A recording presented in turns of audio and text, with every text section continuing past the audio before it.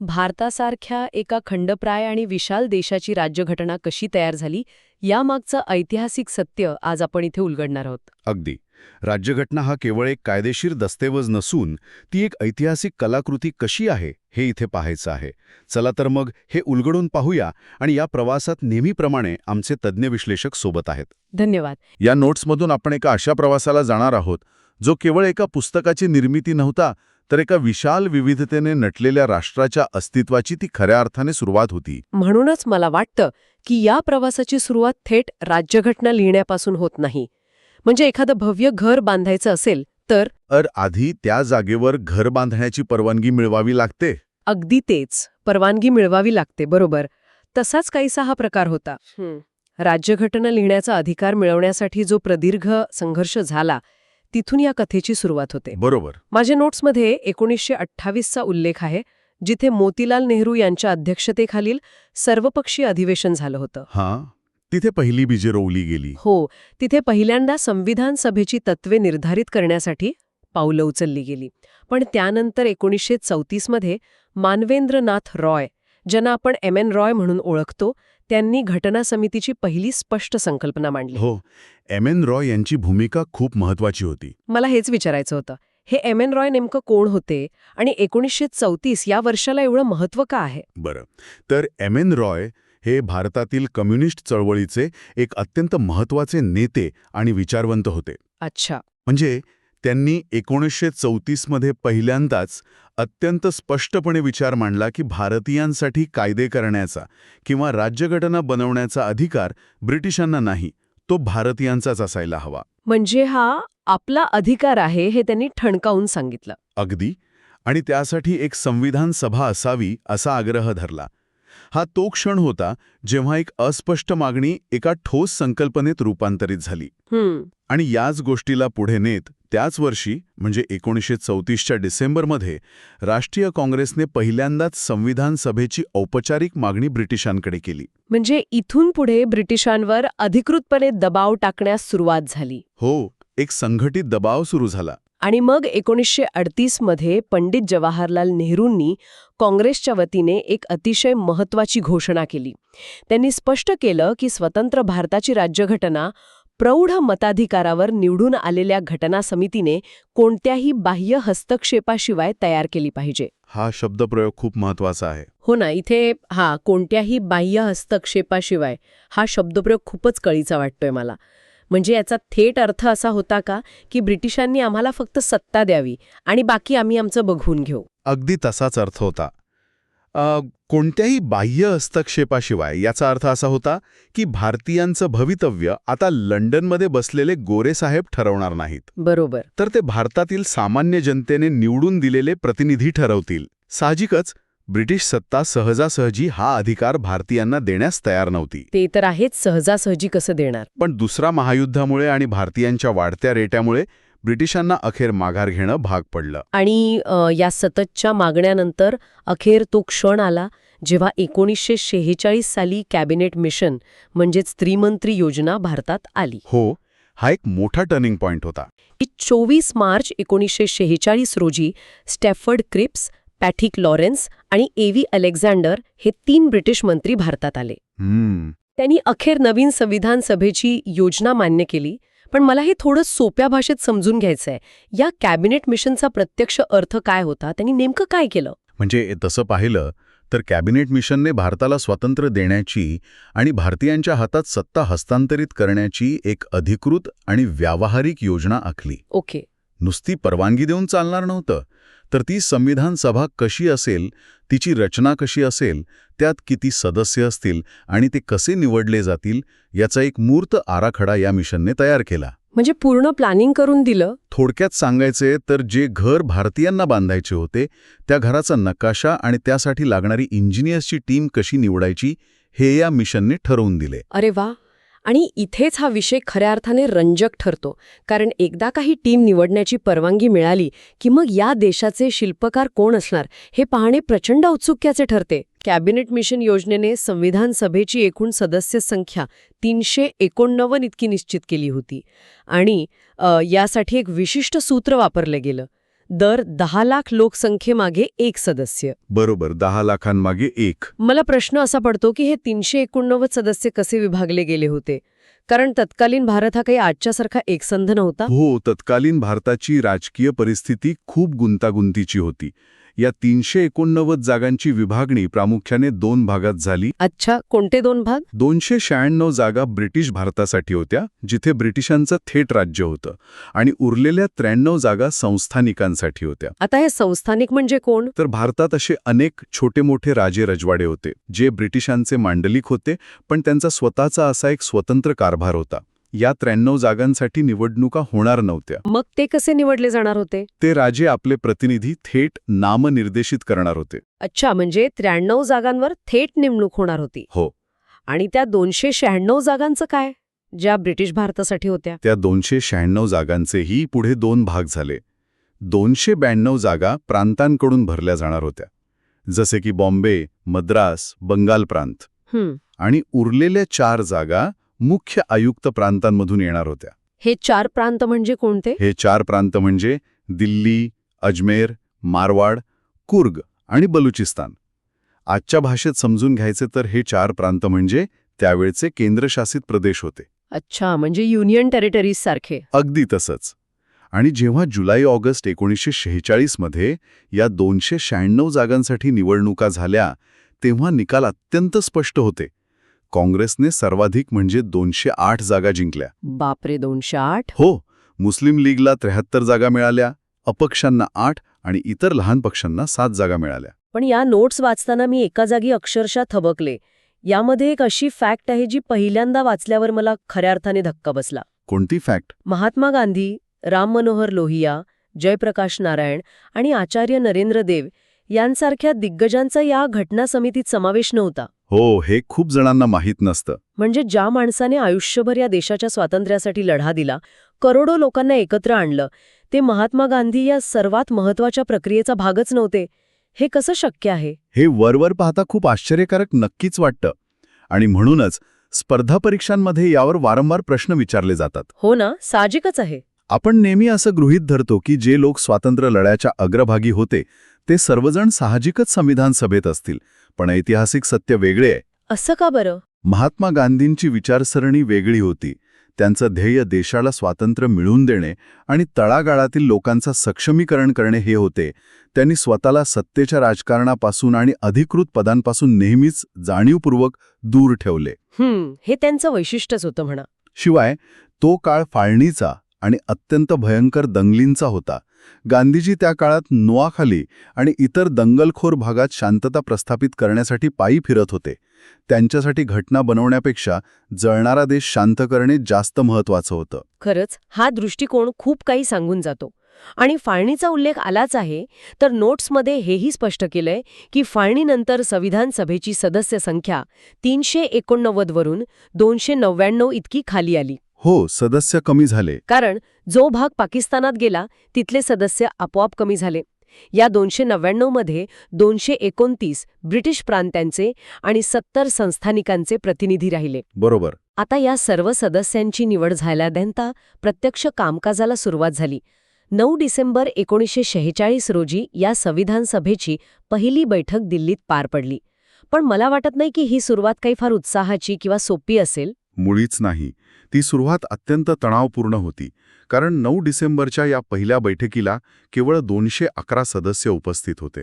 अरे बापरे, बाकीचे कुठे होते? मुस्लिम लीगने या बैठकीवर आणि संपूर्ण संविधान सभेवरच पूर्णपणे बहिष्कार टाकला होता. त्यांनी स्वतंत्र पाकिस्तानची मागणी लावून धरली होती.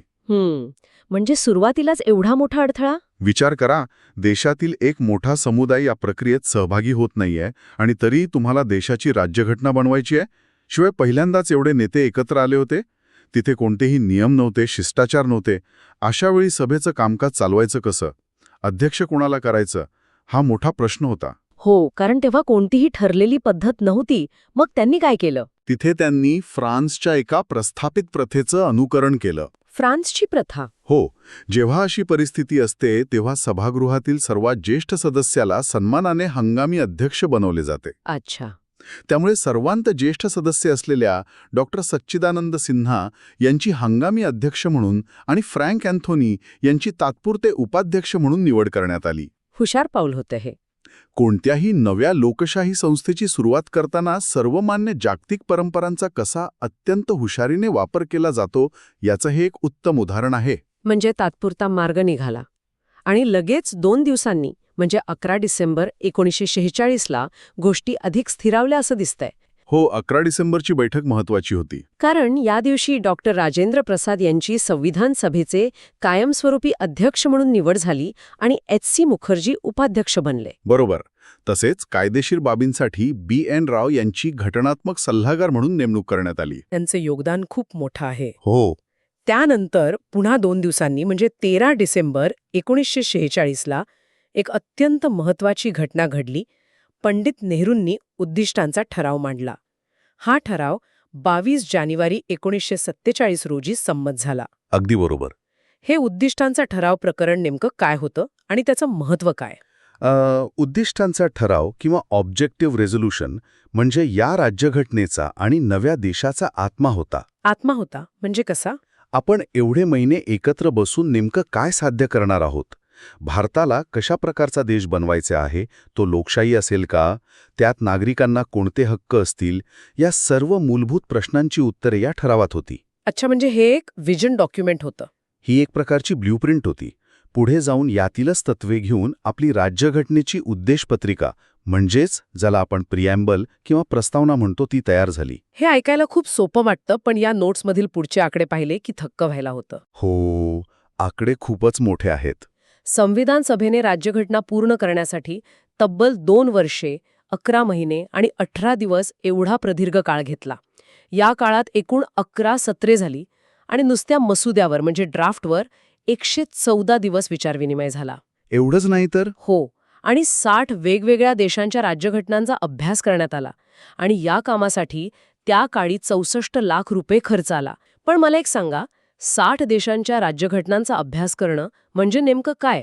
त्यांनी तिथले कायदे जसेच्या तसे कॉपी केले का? हा खूप महत्वाचा आणि वारंवार विचारला जाणारा प्रश्न आहे. अनेकांना वाटतं की भारताची राज्यघटना म्हणजे फक्त इतर देशांची कॉपी पेस्ट आहे, पण तसे अजिबात नाही. म्हणजे त्यांनी तसं केलं नाही? नाही. भारत हा अत्यंत खंडप्राय देश आहे. इथली विविधता जगातील कोणत्याही देशापेक्षा वेगळी आहे. जेव्हा त्यांनी 60 देशांचा अभ्यास केला तेव्हा त्यांनी अमेरिकेकडून मूलभूत हक्क पाहिले, ब्रिटनकडून संसदीय लोकशाही पाहिली.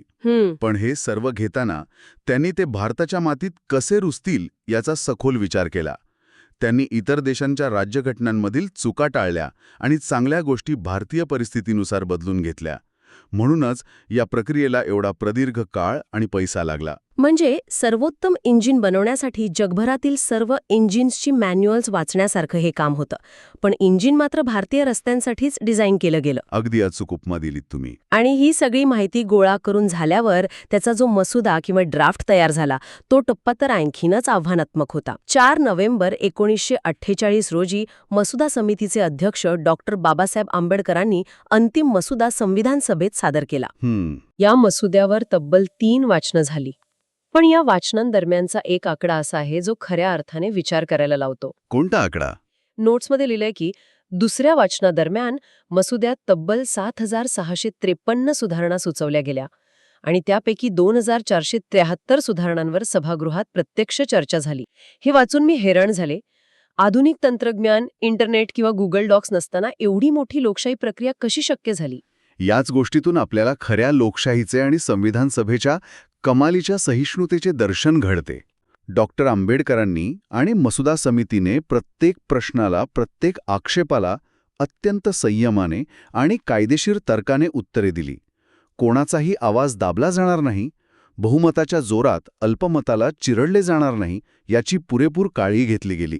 2,473 दुरुस्त्यांवर चर्चा करणे आणि यासाठी केवढा प्रचंड अभ्यास आणि संयम लागला असेल. आणि या प्रदीर्घ वैचारिक मंथनानंतर अखेर तो सुवर्ण दिन आला. 26 नोव्हेंबर 1949 या दिवशी आपली राज्यघटना संमत करण्यात आली. हो, हा दिवस खूप महत्वाचा आहे. त्यावेळी उपस्थित असलेल्या 284 सदस्यांनी या ऐतिहासिक दस्तऐवजावर आपल्या स्वाक्षऱ्या केल्या. आणि येथेच नोट्समध्ये आणखी एक रंजक माहिती आहे जी बऱ्याचदा आपल्या वाचनातून निसटते. साधारणपणे सर्वांचा समज असतो की संपूर्ण राज्यघटना 26 जानेवारी 1950लाच लागू झाली. हो, आपण प्रजासत्ताक दिन तेव्हाच साजरा करतो ना? हो, पण अंमलबजावणीच्या बाबतीत पूर्णपणे असं नाहीये. 26 नोव्हेंबर 1949ला जेव्हा राज्यघटना संमत झाली तेव्हाच कलम 5 ते 9 जे नागरिकत्वाशी संबंधित आहेत, कलम 60 जे राष्ट्रपतींच्या शपथेबाबत आहे आणि कलम 324 जे निवडणुकांशी संबंधित आहे, अशा काही महत्त्वाच्या तरतुदी त्याच दिवशी तातडीने लागू करण्यात आल्या. अच्छा. हो, आणि उर्वरित पूर्ण राज्यघटना 26 जानेवारी 1950 रोजी लागू झाली. कारण 1930मध्ये याच दिवशी काँग्रेसने लाहोर अधिवेशनानंतर पूर्ण स्वराज्य दिन साजरा केला होता. त्या दिवसाचं ऐतिहासिक स्मरण राहावं म्हणून 26 जानेवारी ही तारीख निवडण्यात आली. पण मला सांगा, नागरिकत्व आणि निवडणुकांसारखे हे मोजकेच विषय आधी का लागू केले गेले असतील? त्यामागे अत्यंत तातडीची आणि धोरणात्मक कारणं होती. त्यावेळच्या परिस्थितीची जरा कल्पना करा. तो काळ फाळणीचा होता. दररोज हजारो लोक इकडून तिकडे आणि तिकडून इकडे स्थलांतर करत होते. हो, तो काळ खूपच भयानक होता. अशा अभूतपूर्व गोंधळाच्या परिस्थितीत भारताचा अधिकृत नागरिक कोण हा प्रश्न सर्वात ज्वलंत आणि तातडीने सोडवण्याचा होता. यासाठी 26 जानेवारीची वाट पाहणं शक्यच नव्हते. त्यामुळे नागरिकत्वाचे कलम तातडीने लागू करणे अपरिहार्य होते. अगदी बरोबर.